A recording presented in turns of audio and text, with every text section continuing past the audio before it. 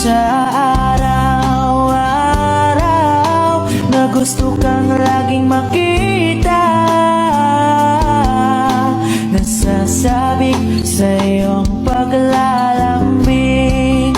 Pati nakikita, ang puso ko'y nanghihina, na para bang pag wala ka, wala na rin saysay ang